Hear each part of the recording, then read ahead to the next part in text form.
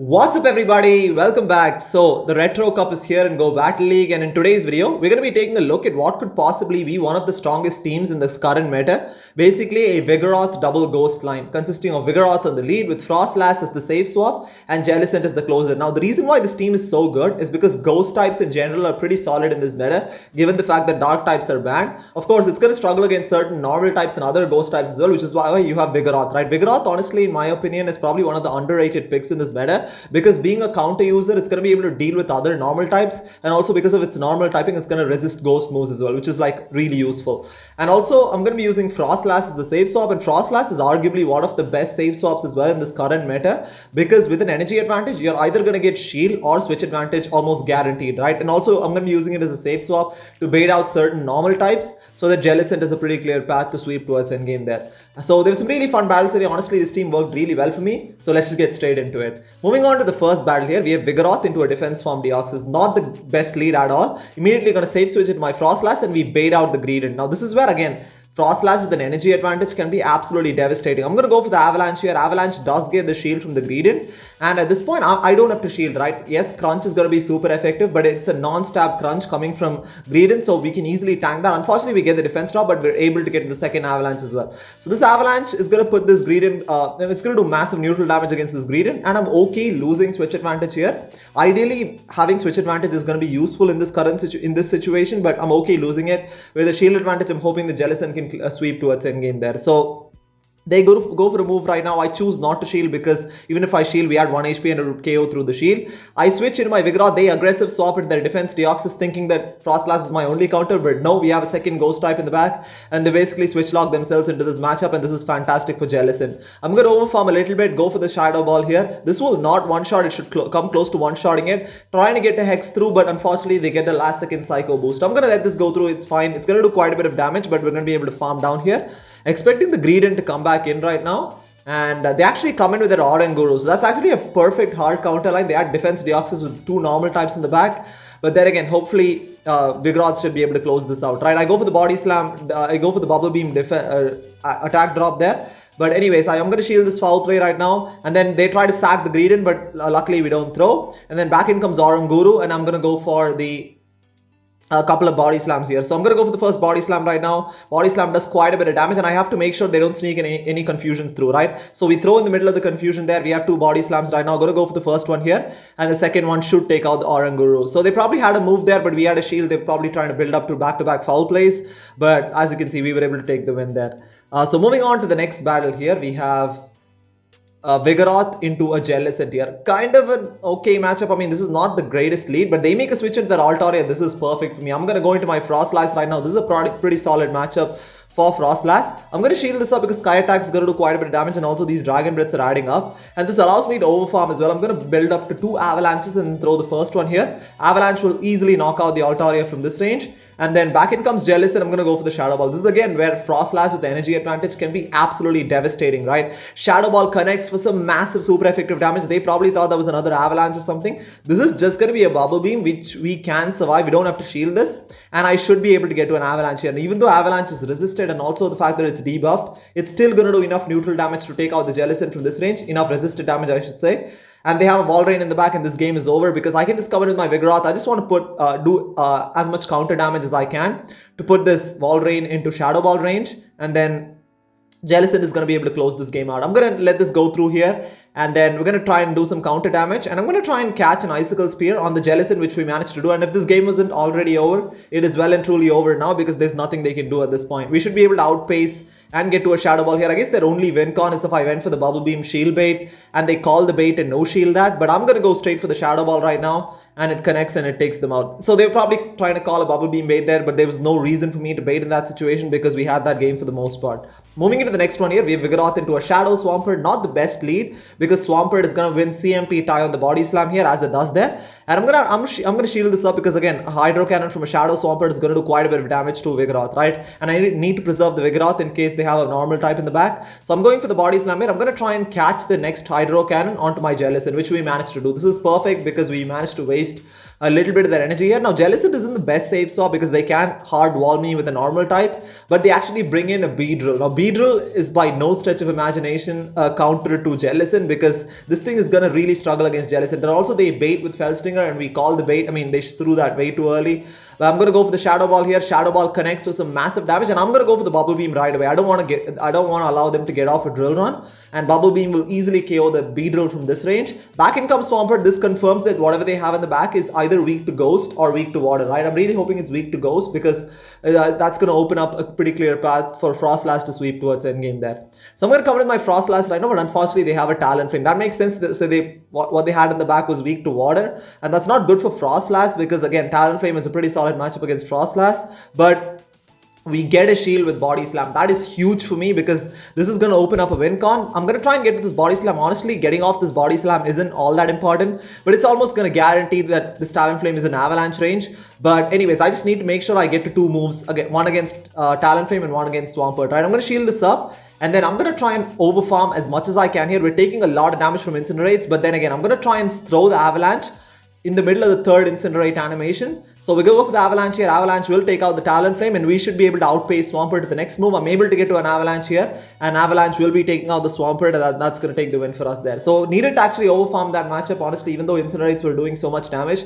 I needed to come out of that matchup with a little bit of energy so that I could outpace Swampert to the next move. Moving on to the next one here, we have a Regirock in the lead. Pretty solid matchup here. This is a really good matchup for Vigoroth. I do shield this. I mean, this could potentially be a Focus Blast, but only ends up being a Storage there. It's very hard to count lock-ons, to be honest. That did seem a little bit too soon to be a Focus Blast. But anyways, they make a switch into their Oranguru, and I cannot really switch out, right? I have to stay in here because my backline doesn't really have a great matchup against Oranguru. So anyways, I'm going to let this go through here, and then I'm going to try and build up to 2 back-to-back Body Slams. Unfortunately, I throw an alignment, allowing them to sneak a Confusion through. But I should be able to get to the next Body Slam. They sneak another Confusion through. That's fine. I just want to get this Body Slam off here. And Body Slam gets 2 shields from the Oranguru. And now this puts us in a decent position. I'm going to come in with my Froslass here. I'm going to let this go through. Again, this is a non-stab foul play from Oranguru. So I'm going to try and go for this Avalanche right now. We should be able to get to this Avalanche before they can get to another foul play. Confusion comes through, but it's not going to register because Avalanche is going to KO the Oranguru. And then I think the Regirock is going to come back in. And if the Regirock comes back in, that's actually good for me because these lock-ons are double resisted. I should be able to get to a move here, but they outpace. I'm going to have to shield this. I don't want to shield it, but I have to because I don't want to waste all this energy. But they try and make a switch into their Altaria to snipe, but luckily we have an Avalanche loaded. Avalanche is going to one-shot the Altaria here. And then I'm going to switch in my Jellicent right now, and we should be able to get to a Shadow Ball. And this Shadow Ball is going to be able to take out the Regirock there. I mean, if they were running Zap Cannon, that could have been a little bit tricky, but we would be able to outpace and get to a Shadow Ball before they can get to a Zap Cannon anyway. So moving on to the next battle here, we have Vigoroth into a Kommo-o. So not the best matchup here, but obviously I'm going to immediately switch into my Jellicent right now. Jellicent is obviously a soft counter, you can say, to a Kommo-o, and they make a switch into their Galvantula. I'm going to shield this up. I really need to either get 2 shields or win switch advantage at this point, right? So I'm going to go for the Bubble Beam shield bait here, really hoping that they give up a shield, and we get a shield with Bubble Beam. That is huge. At this point, I should be able to outpace to the next move. I'm able to get to a Shadow Ball. Now this, if it connects, this will KO or get their final shield, which it does. This is perfect for me, and they can't really farm down, right? Because they've been debuffed, they have to throw a move, and I'm going to let this go through right now, and then I'm going to try and come in with my Vigoroth and go for the Body Slam before they can get to another discharge here. I'm barely able to get to a Body Slam in the middle of their third Volt Switch animation, and Body Slam will take out the Galvantula, and then back in comes Kommo-o. I'm going to stay in. I'm going to dare them to go for close combat, right? I'm going to let this go through here. I'm hoping it's just a Dragon Claw shield bait, and now I'm going to switch in my Froslass, and they make a switch into their Araquanid. Now this is a pretty solid matchup for Froslass, right? Because only Bubble Beam is going to hit for neutral, whereas all those bug moves are resisted, and Shadow Ball is going to do quite a bit of damage there. So I'm going to let this go through. Probably just going to be a Bubble Beam here. It is going to lower our attack a little bit, but I'm hoping I can get to a Shadow Ball before they can get to another Bubble Beam. I'm able to get to a Shadow Ball here. Now, because of the fact that it's been debuffed, it's not going to KO. It's going to put it pretty low there. And I'm trying to farm this thing all the way down here. Now, this could be a Bug Buzz because they built up quite a bit of energy. Now, even though that's resisted, I still have to respect it. And they try and switch into the Kommo-o. I'm able to get to an Avalanche. They're probably very close to another Dragon Claw there. But even though debuffed, Avalanche will one-shot the Kommo-o. I immediately switch in my Vigoroth and go for the Body Slam. But they decide to concede the match there. So pretty close one. Honestly, Kommo-o is probably like 1 or 2 Dragon Tails away from the second Dragon Claw. So It's a good thing that we almost had the Avalanche there, and I decided to throw that because if I overfarmed even a little bit, they probably would have gotten off a Dragon Claw. Moving into the next one here, we have a Talonflame in the lead. Talonflame is actually a slightly tricky situation because I can't really switch into one of my ghost types because Jellicent is my only hard counter to a Talonflame. So I'm going to stay in here and we soak up the Flame Charge, and I throw the body. We managed to deny the extra Incinerate, which is great. I'm going to go for the Body Slam. We get a shield. Now, because we got a shield, I'm going to switch in my Jellicent because down shields, Froslass can handle Talonflame towards endgame, right? I'm going to shield this up because it was obviously going to be a Brave Bird there. And then they make a switch into their Alolan Golem, and I'm going to go for the Bubble Beam right now. We managed to deny the sneak there. So I'm going to go for the Bubble Beam. Should probably go for Shadow Ball, but I wanted to go for the Bubble Beam to guarantee some damage and also debuff them. Unfortunately, they snuck an extra rollout through there. And at this point, even if they go for Wild Charge, it is not going to KO because they've been debuffed by 2 stages here, which is good for me. And as you can see, Wild Charge does not KO. I'm able to get to another Bubble Beam here. This Bubble Beam will knock out the Alolan Golem if they no shield. They do shield that, and at this point, they're going to have to throw, right? As you can see, I mean, those rollouts are just not doing enough damage. They decide to throw, which is perfect for me. They go for the Rock Blast here, and I'm going to come in my Froslass, and they have another move. This is fine. They are triple debuffed at this point, and even if it's another Rock Blast, I'm okay with that. They actually go for Wild Charge, which doesn't do too much damage, and they come in with their Poliwrath. Now, Poliwrath is definitely a little bit of an issue at this stage because obviously Vigoroth doesn't have a great matchup against it. I'm going to shield the Scald. Unfortunately, we get the attack drop, so I'm going to overfarm as much as I can. Go for the Shadow Ball here. Shadow Ball, unfortunately, will not KO because it's been debuffed. And then immediately switching to my Vigoroth and going for the Body Slam just before they can get to another Scald now. Body Slam will be taking out the Poliwrath. Unfortunately, Talonflame is going to come back in and farm down, but I'm able to get to a last second Body Slam, but Body Slam will not KO the Talonflame, right, which is unfortunate here. And I'm going to come into my Froslass. I'm barely able to get to this Avalanche in the middle of the Incinerate animation there. Avalanche was going to take out the Talonflame, and back in comes Alolan Golem, and they decide to concede the match there. Very, very close battle. Honestly, Talonflame is probably like 1 if that Incinerate. After the Incinerate had registered, they probably had a Flame Charge, so that was very, very close there. Moving on to the next one here, Vigoroth into a Haunter, not the best matchup, especially if they're running Sludge Bomb. So I'm going to stay in here and then try and catch a Sludge Bomb on the Froslass. I'm really hoping this is a Sludge Bomb here because that's resisted, which is perfect for me. Still does about 50%. That shows how ridiculous Haunter's attack stat is. And they come in with their Dugong, which doesn't necessarily have the best matchup against Froslass. We get a shield with the Shadow Ball, which is perfect for me. I'm going to let this go through here. It is completely fine. This is going to be an Icy Wind. It's not even going to KO. And I don't think I can make another Shadow Ball, which is why I decided to go for Avalanche.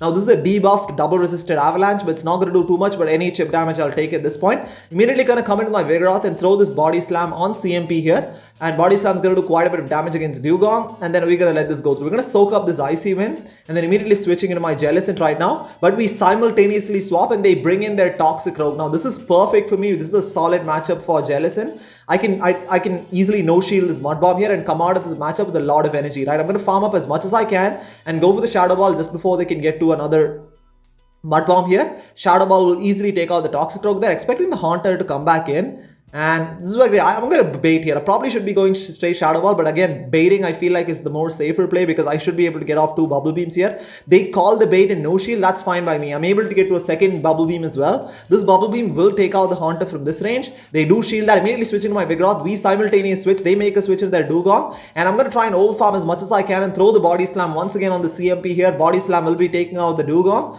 That was a CMP or probably 1 away from it. But anyways, they come back with Haunter. I can safely shield up twice, right? They're probably going to go for Shadow Punches twice, but there's no reason for me to no shield because my only lost con here would be to let a Sludge Bomb go through because I should be able to get to a Body Slam here and Body Slam will be taking out the Haunter and that's going to take the win for us there. As you can see, this team is honestly working out really well. Vigoroth really putting in work and also the 2 Ghost types in the back coming in clutch in a lot of situations there. So I guess moving on to the final battle of the video here. We have final or probably the last couple of battles I should say. We have Vigoroth into an Altaria here. Now Altaria can be slightly tricky for this team because honestly Froslass is my only hard counter to it, and which is why I decided to safe switch in my Jellicent. And the problem with safe switching into Jellicent is that you're going to get hard walled by something like Lickitung, right? This is exactly why I use Froslass as a safe swap because with Froslass you're going to do quite a bit of damage with Avalanche and Powder Snow, whereas with Bubble Beam, you know, there's not a lot you can do against Lickitung, right? And the unfortunate thing is that they can overfarm as much as they want to and then basically switch out of this matchup to clear the debuffs and then get off those moves later there. At this point, we debuff them like 3 or 4 stages, but that's fine. They go for the Power Whip right now. As you can see, Power Whip does absolutely nothing. And I'm going for another Bubble Beam here, but the unfortunate thing is they're going to be able to completely farm down the Jellicent here, right? And yeah, they're going to farm down here, and I'm going to try and get to another Bubble Beam. I'm not able to get to it. Going to come in with my Vigoroth. As you can see, they switched out in their Medicham to clear the debuffs. I'm going to bank a Body Slam and then switch it to my Froslass. Froslass honestly can or has the potential to sweep both Medicham and Altaria, but unfortunately they still have a little bit of Licky Tongue in the back. And this is where, again, that was a very smart play on their part to switch out of Licky Tongue, because they probably realized that I had another Ghost in the back. And I'm going to have to shield this up here. I'm hoping this is a Psychic and not a Shield Bait. But it is a Psychic, which is fantastic. And at this point, I'm going to try and build up to back-to-back Avalanches here. Going for the first Avalanche right now, I'm really hoping this knocks out the Medicham, because I want this thing out of here. And it actually doesn't KO, and we're able to knock it out. And expecting the Licky Tongue to come back in, I'm going to switch into my Vigoroth to soak up this move. And I'm hoping I can get off this Body Slam onto this Licky Tongue instead of the Altaria. But they make a switch into the Altaria to catch the Body Slam here. I really needed to get off the Body Slam damage on the Licky Tongue to have any sort of chance to win this matchup. I'm able to get to another Body Slam. Honestly, these Body Slams on Altaria are irrelevant, because Froslass is one Avalanche is going to one-shot anyways, right? So I'd rather have that damage on Licky Tongue instead of Altaria. And I'm going for the Avalanche right away because I know Altaria has the move, and they shield that and they know they can get to a move. This is going to be a Sky Attack here, and Sky Attack is probably going to take out the Froslass from this range. Almost takes it out, and one Dragon Breath, that's going to seal the deal there. So I mean, tough situation. Altaria leads can always be slightly tricky because you can't really switch it to your hard counter, and yeah, that's fine. Overall, as you can see, we finished with the 4-in-1 set. Overall, I went really positive with this team, and if you're looking forward to using a team to basically climb rank, I would highly recommend using this one there. So anyways, guys, thank you so much for watching. If you do like this type of content, please hit that like button and also subscribe if you haven't already, and if you want to. It really helps the channel grow. And if you made it this far into the video, I really appreciate it. And until next time, take care.